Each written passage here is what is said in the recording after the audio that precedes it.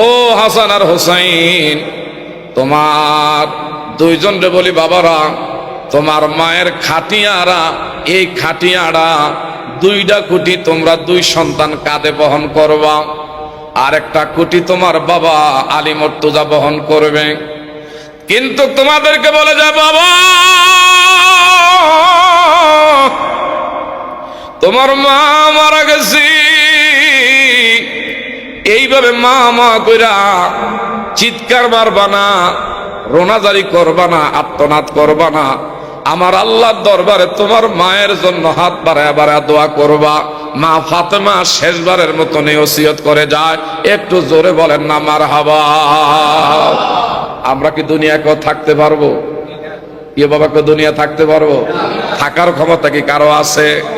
রঙ্গিনে পৃথিবী সারিতে স্বামী স্ত্রী একই সাথে শেষ রাত্রে আমার বেলা মাহে রমজানে সিয়াম সাধনার জন্য আমার বাবারা বন্ধুরা খাবার খাইলেন। শেষ রাত্রে খাবার খাওয়ার পরে দিনের বেলা মুখে রোজা, ইফতারি করবে আজান হইলে। কি বলেন, কথা ঠিক না বে ঠিক? শেষ রাত্রে সেহরি খাইয়া খাতুনে জান্নাত ঘোষকান্দি গ্রামের মা মহিলাদেরকে বলি, গো মা, যদি তুমি আল্লাহর জান্নাত পেতে চাও, মা ফাতেমার জীবনী তোমার জীবন ধারণ, তোমার জীবনে ধারণ করো। যদি ধারণ করতে পারো, খোদা কি কসম করে বলি, মৃত্যুর সাথে সাথে মা ফাতেমার সাথী হইয়া তুমি আল্লাহর জান্নাতে যাবা। কোন সুবহানাল্লাহ। মা ফাতেমা 17 রমজান সেহরি খাওয়ার পর একটু বিছনায় একটু খালি ঘুমাইছে, হঠাৎ করে চোখে ঘুম এসে গেছে। ঘুমের করে মদিনাওয়ালা দু জাহানের বাদশাহ বাবা কামলিওয়ালা আমার দয়ার নবী মায়ার নবী মা ফাতেমার খাবের মাধ্যমে আইসা দিদার হয়ে গেল। ডাক দেয়া বলল, ফাতেমা, তুমি রোজা রাখার লাইগা সেহরি খাইছো, তবে আজকার ইফতারিটা তোমার বাবার সাথে খাইও। সেহরি খাইছো রোজা রাখার লাগা, কিন্তু ইফতারি করবা তোমার বাবার সাথে। কথার দ্বারা কি বোঝা যায়? মা ফাতেমা বুঝার আর বাকি নাই যে আমার বাবা যে কথা বলছে, আমার আজকার এই 17 রমজান শেষ রমজান আমার হায়াতের বেলা ডুবে যা, আমার বিশেষ করে বিশার মেয়াদ শেষ হয়ে গেছে। ফজরের আজান হইল, ইনি নামাজের জায়নামাজের মধ্যে এইভাবে বিছাইয়া বসলেন। নামাজ পড়া সন্তান হাসাইন এবং হুসাইনকে ডাক দিলেন। সুবহানাল্লাহ। কোন হাসান হুসাইনকে ডাক দিলেন, বাবা হাসান হুসাইন, তোমাদেরকে আমি শেষবারের মতো একটু আদর কইরা দেই, সোহাগ কইরা দেই, গোসল করাইয়া এইভাবে কাপড় সুন্দর করে পরিধান করাইয়া দিলেন। আর হাসান হুসাইন দুইজনকে বলল, বাবা, তোমাদেরকে ওসিয়ত করি মা হিসাবে, আমি তোমার মা যদি বিদায় হয়ে যায়, সাবধান, বাবার অবাধ্য কোনোদিন হতে পারবা না, বাবার মতের বিরুদ্ধে কোনো কথা বলতে পারবা না। আর তোমার নানার শিক্ষা জীবনে কোনোদিনও বেঈমানের কাছে কারো এইরকম, বিশেষ করে ইসলামের যারা বিদ্বেষী, এদের কাছে কখনো মাথা নত করবা না, জীবন দিবা, কিন্তু বেঈমানের কাছে, বাতিলের কাছে মাথা নত করবা না। এই ওসিয়ত তোমাদের কাছে করে গেলাম। আর ৪র্থ নাম্বার ওসিয়ত, তোমার মা যদি মারা যায়, ও হাসান আর হোসাইন, তোমার দুইজনরে বলি বাবারা, তোমার মায়ের খাটিয়ারা, এই খাটিয়ারা দুইটা কুটি তোমরা দুই সন্তান কাঁধে বহন করবা, আর একটা কুটি তোমার বাবা আলী মর্তুজা বহন করবে। কিন্তু তোমাদেরকে বলে যায় বাবা, তোমার মা মারা গেছি, এইভাবে মা মা কইরা চিৎকার মারবা না, রোনাজারি করবা না, আত্মনাদ করবা না। আমার আল্লাহর দরবারে তোমার মায়ের জন্য হাত বাড়ায় বাড়ায় দোয়া করবা। মা ফাতেমা শেষবারের মতন এই ওসিয়ত করে যায়, একটু জোরে বলেন না মারহাবা। আমরা কি দুনিয়াকেও থাকতে পারবো? ইয়ে বাবাকে দুনিয়া থাকতে পারবো? থাকার ক্ষমতা কি কারো আছে? রঙ্গিনে পৃথিবী সারিতে হইবি, সাদেরি দেহ মাটিতে খাইবি, শূন্য হবে জিন্দিগানি, কার লাগিয়া এত মায়া এত চোখের পানি, ঠিক না বা ঠিক? কার লাগিয়া এত মায়া এত চোখের পানি, রঙ্গিনে পৃথিবী সারিতে হইবি, সাদেরি দেহ মাটিতে খাইবি, শূন্য হবে জিন্দিগানি, কার লাগিয়া এত মায়া, বলেন এত চোখের পাও। সন্ধ্যা হলে ডুবিবি বেলা, সাঙ্গু হবি ববেরি মেলা, কেহ দিবি আখিরি গোসল, কেহ আনবে আতর দানি, কার লাগিয়া এত মায়া এত চোখের পাও। একটু জোরে কন্যা মারহাবা। যত বড় পয়সাওয়ালা হোক, ধনবান হোক, বিত্তবান হোক, প্রভাব প্রতিপত্তিবান ব্যক্তিত্ব হোক না কেন, বিশার মেয়াদ যদি শেষ হয়ে যায়, এক সেকেন্ডও থাকার মতন ক্ষমতা কারোই। আমার আল্লাহ পাক বলেন, আইনামা তাকুনু ইউদরিকুমুল মাউতু ওয়ালাউ কুনতুম ফি বুরুজিম মুশাইয়্যাদা। আমার ভাইরা, অন্যত্র জায়গায় আমার আল্লাহ সুবহানাহু ওয়া তাআলা বলেন, কুল ইন্নাল মাউতাল্লাযী তাফিররুনা মিনহু ফা ইন্নাহু মুলাকীকুম। যদি আমার আপনার মেয়াদ শেষ হয়ে যায়, আজকের এই মসজিদের মধ্যে মাহফিলে বসে আছি, আগামী দিন এই সময়টা আমি আপনি কবরে থাকতে পারি। এমনও সন্তান এই জায়গার মধ্যে বসে আছেন, নিজের জন্ম বিশেষ করে গর্ভধারণী মারে আমার বাবারা বন্ধুরা নিজের হাতে কবরস্থ করেছেন। এমনও সন্তান এখানে বসে আছেন, নিজের জন্মদাতা পিতারে কান্দে কইরা কইরা কবরে নামাইছেন। আমি আপনি আজকে বসে আছি, কোন দিন জানি তুমি আমি কবরের জগতে চলে যাই। এই জন্য আজকের বসাটা যেন হাসরের ময়দানে আমার আপনার জন্য নাজাতের উসিলা আল্লাহ বানায়া দেয়। একটু জোরে বলেন না আমিন। বলতেছিলাম মা ফাতেমা, ফাতেমা হাসান হোসেন বললো, বাবারা বাবার সাথে জীবনে বেয়াদবি করবা না, বাবার মতের বিরুদ্ধে কিছু বলা যাবে না। আর আমি মা মারা গেলে খাটিয়াডার দুইটা খুঁটি তোমরা দুই সন্তান দুই কাদের মধ্যে নিব। এমন কইরা দুইজনের সাজগোজ কইরা জীবনের শেষ গোসল মা ফাতেমা সন্তান হাসান হোসেনরে করাইয়া তাদের কাছ থেকে মা ফাতেমা বিদায় নিলেন। নিজের হাতে ঘরের এইভাবে কাপড় চোপড় গুলো পরিপিটি করলেন, ঘরটা ভালো করে ধোয়া মোছা দিয়া পয় পরিষ্কার করলেন, সুন্দর কইরা পরিপিটি কইরা ঘরটারে রাখছে। নামাজের পরে নামাজের যায় নামাজের মধ্যে বৈশা তাসবিহ তাহলিল আদায় করে। হঠাৎ কইরা কিছুক্ষণ পরে শেরে খুদা আলী মুর্তজা রাদিয়াল্লাহু তাআলা আনহু ইনি ঘরের মধ্যে আসছে। এসে দেখে মা ফাতেমা ঘর কত সুন্দর কইরা সাজগোজ কইরা রাখছে, এমনকি কাপড় চোপড় কইরা গুলো কত সুন্দর কইরা এইভাবে পরিপিটি কইরা রাখছে। মা ফাতেমা চোখের পানি ছেড়ে ছেড়ে মালিকের দরবারে কান্না করে। এমনি মা ফাতেমার মুখের দিকে তাকায়, গো ফাতেমা একটা ডাক দিয়ে বলেন আল্লাহ, আর একটু জোরে বলেন আল্লাহ আল্লাহ আল্লাহ। মা ফাতেমার ডাক দিয়া কয়, ফাতেমা গো এই কেন তোমার আজকে মুখে কষ্টের চাপ? কি হয়েছে বলো? বলল আমার বাবা আমার সাথে দিদার করছে, একসাথে দুইজনে সেহরি খাইলাম, সেহরি খাওয়ার পরে আমার বাবা আমার সাথে কথা বইলা গেছে। আমার এটা আজকের জীবনের শেষ সময়, দয়া করে আপনার কাছে আমার কিছু ওসিয়ত আছে। আমি যদি মারা যাই, এক নম্বরে দয়া করে আপনি আমার অন্তরে থেকে মাপ দিয়া দেন। আমারে আপনি ক্ষমা করে দিবেন কিনা।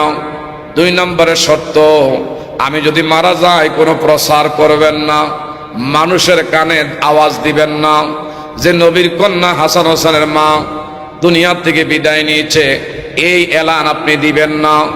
3 নম্বরের শর্ত হলো, বিশেষ করে আমারে কিন্তু দিনের বেলা না, আমারে কিন্তু রাতের বেলা জানাজা দিবেন। আমারে রাতের বেলায় আপনি আপনার নিজ হাতে কবরস্থ করবেন। একটু জোরে বলেন না সুবহানাল্লাহ। কোন সময়? কোন সময়? রাতের বেলায়। হযরত আলী মুর্তজা বলল, বিবি তুমি দু জাহানের বাদশাহ নবী কামলিওয়ালার কন্যা, তোমার মৃত্যুর সংবাদ শুনলে গো হাজার হাজার নবীর সাহাবায়ে কেরামরা জানাজা শরীক হবে, আর তুমি বলতেছ তোমার এই এলান না দিতে, মানুষেরকে না জানাইতে, এটা কেমন কথা গো? ফাতেমা কয়, না না, আমি কোন পুরুষের নজরে মৃত্যুর পরে আমার যেন দেহটা কেউ না দেখে, কাফনের ভিতরে আমারে কেহ যেন অনুমান না করে। নবীর কন্যা ফাতেমার বডি এমন ছিল, লম্বা সোরা এমন ছিল, এইটা মৃত্যুর পরে যেন আমার নিয়ে যেন কোনো মানুষ ধারণা করতে না পারে। একটু চিৎকার মেরে বলেন মারহাবা, লা ইলাহা। আরো আগে আসেন, লা ইলাহা, জোরে লা ইলাহা, হাসবি রব্বি জাল্লাল্লাহ মা ফি কলবি গায়রুল আনূর মুহাম্মদ, আনূর মুহাম্মদ, লা ইলাহা, লা ইলাহা। আল্লাহ আদম জাতি বানাইয়া হেদায়তের লাগিয়া, যোগে যোগে নবী ওলি, যোগে যোগে নবী ওলি এসে বলতেন আল্লাহ লা ইলাহা, লা ইলাহা, লা ইলাহা ইল্লাল্লাহু মুহাম্মাদুর রাসূলুল্লাহ সাল্লাল্লাহু। স্বামীরে শর্ত দিলেন কাউকে জানাবেন না। 2 নম্বরের শর্ত হলো রাতের বেলা জানাজা দিবেন, রাতের বেলা আমারে দাফন করবেন। এ মা, এখনকার মা মহিলারা যদিও বোরকা পরিধান করে রাস্তায় বের হয়, এটা কিন্তু আল্লাহর ভয় না, এটারে ফ্যাশন বানাইয়া যুবকদের নজর কারার লাগা এই ধরনের ফ্যাশন করে রাস্তায় বের হয়। কথা জোরে বলেন, ঠিক না বেঠে? অথচ নবীর কন্যা মা ফাতেমা মৃত্যুর আগে ওসিয়ত করলেন, কোন পুরুষের সামনে দিনের বেলা আমার জানাজা হবে না। নবীর হযরতে ইমাম হাসান এবং হোসাইন রাদিয়াল্লাহু তাআলা আনহুমা দুইজনে মায়ের পাশে বৈশা কথাগুলো শুনতেছে, আর অজান্তে চোখের পানি ছেড়ে বুক এইভাবে ভিজাইতে আছে। মায় চলে যাবে, আমার নানার কত সাথী সঙ্গী, হাজার হাজার লক্ষ লক্ষ আমার মায়ের জানাজায় শরীক হবে, আর আমার মা নিষেধ করতেছে। বিশেষ করে আমার ভাইরা, অনেক ইমামের ইমামতি থাকে না, মসজিদের মুসল্লির বউ মারা গেছে বা কেউ মারা গেছে, মহিলাদের মধ্যে যদি মাইকিং না করে, অধিকাংশ ইমাম সাহেবের ইমামতি লিয়া টান মারে। কথা কোন ঠিক না বেটি? এই হুজুর, আমরা কি খাওয়াই না, ভরাই না? আমরা কি আপনারা টেয়া দেই না? হ্যাঁ, অমুকের মাইয়া মারা গেছে, বিবি মারা গেছে, মাইকটা দিক গিয়ে এলান দেন না। কেউ আমার নবীর কন্যা ফাতেমার সে কি আমাকে বিবিরা আছে দামি হয়ে গেছে?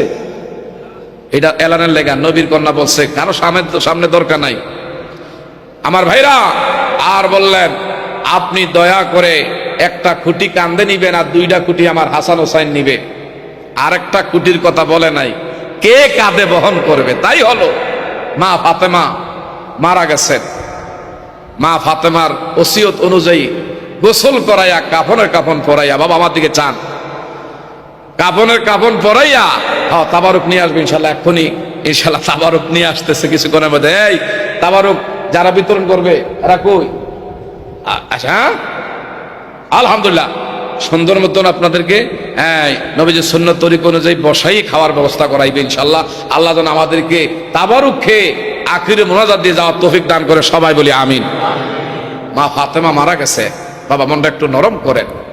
মা ফাতেমা ওফাত বরণ করলেন, ওনার ওসিয়ত অনুযায়ী গোসল করাইয়া কাফনে কাফন পরাইয়া খাটিয়ার মধ্যে শোয়াইয়া দুই খুঁটি দুই সন্তান ইমাম হাসাইন আর হুসাইন নিলেন, আরেকটা খুঁটি কাঁধে হযরত আলী নিলেন, কিন্তু আরেকটা অংশ বাকি।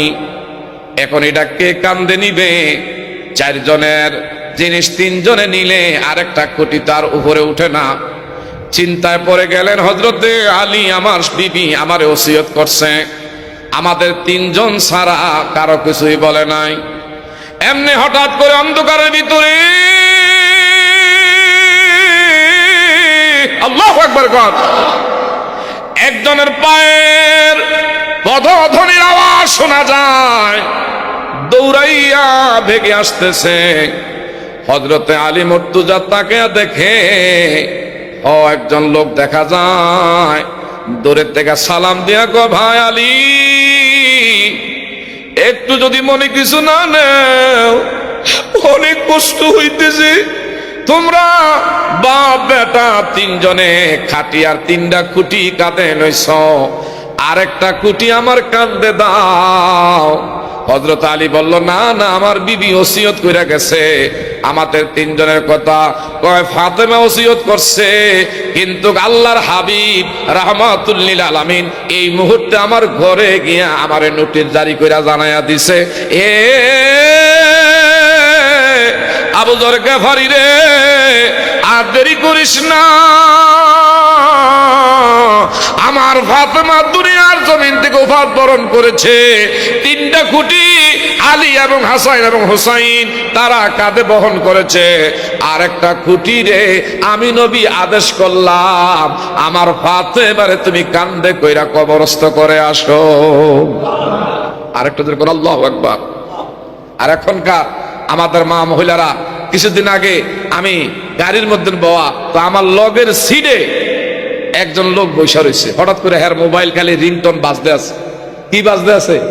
রিংটন খালি বাজে। আমি কার মেয়েটা বন্ধ করেন, না হইলে রিসিভ করেন, ধরেন না কেন?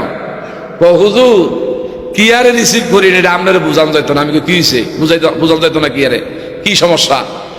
এটা আমারে কল যে দিছে এটা আজরাইলে কল দিছে। আজরাইলে আপনারা কল দিল, কি এটা কেমন কল?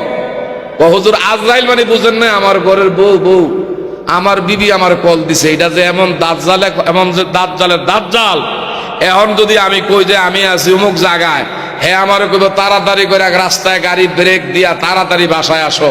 এই জন্য আমি ঝামেলারও দরকার নাই, মোবাইলে ধরিও না, হ্যাঁ লোক কথাও কইতাম না। আমি যদি এখন ধরি তাইলে কইব এক সেকেন্ড আর থাম যাইত না। এমন কিছু মা মহিলারা ঘরের ভিতরে বিবির স্বামীর লগে এমন আচরণ করে, আছে না নাই? আর যখন আছে না নাই? এগো মা সাবধান, আজকের থেকে বলি গো মা, তুমি বিবি হিসাবে স্বামীর মনে কষ্ট দিও না। স্বামীর মনে কষ্টের দাগ লাগাইয়া তুমি যদি কবরে যাও, আকমালুল মুমিনিনা ঈমানাও ওয়া আহসানুহুম খুলিকা ওয়া খিয়ারুকুম লিনিসাইহিম। হাদিসে কারিমার মধ্যে এসেছে, স্বামী যদি স্ত্রীর প্রতি খুশি হয়, আমার আল্লাহ ওই বান্দির উপরে খুশি হয়ে যায়। স্ত্রী যদি স্বামীর প্রতি রাজি হয়ে যায়, আমার আল্লাহ ওই আল্লাহর গোলামের প্রতি রাজি হয়ে যায়। একজন আরেকজনের প্রতি যখন সন্তুষ্ট হয়ে যায়, আমার আল্লাহ আমি দুইজনের উপরে খুশি হয়ে গেলাম। এজন্য আমরা যেন মিলে মহব্বতে আন্তরিকতার সাথে চলতে পারি। আল্লাহ যেন আমাদের তৌফিক দান করে, সবাই বলি আমিন। সর্বশেষ কথা, ওয়াজ সারা রাত করলাম, আপনারা শুনবেন। ওয়াজ আমরা শোনার বেলা আছি, মানার বেলা নাই। কথা জোরে কোন, ঠিক না? ঠিক। সর্বশেষ একটা কথা বলি, মা, আপনারা যদি ঘরের মধ্যে 5 ওয়াক্ত নামাজ আউয়াল ওয়াক্তে আদায় করতে পারেন, আর আপনার 10 কাপড়টা থাকা সত্ত্বেও আগের দিনে পড়ছেন আলিফ খালি, বায়ের নিচে 1 নোক্তা, তায়ের উপর 2 নোক্তা, সায়ের উপর 3 নোক্তা। 10 হাতে কাপড় থাকা সত্ত্বেও মা মহিলাদের এখন ফেট খালি, ফিট খালি, মাথা খালি, খালি হইতে হইতে কলজা গুদ্দা সব খালি হয়ে গেছে। আগে 16 গিরা দিয়া এরা ব্লাউজ বানাইতো, এখন 10 গিরা দিয়া ব্লাউজ বানায়। এইটা কি আছে না কিছু গেছে? কিছুই দেখা যায় না। কথা জোরে কোন, ঠিক না ঠিক? এই জন্য মা মহিলাদেরকে বলি গো মা, এত সহজ না। আপনি যদি আমার আল্লাহরে খুশি করতে চান, আল্লাহরে যদি বাধ্য করতে চান, এই জন্য শরীয়তের নিয়ম মাইনা কবর দেওয়ার চেষ্টা করেন। আল্লাহ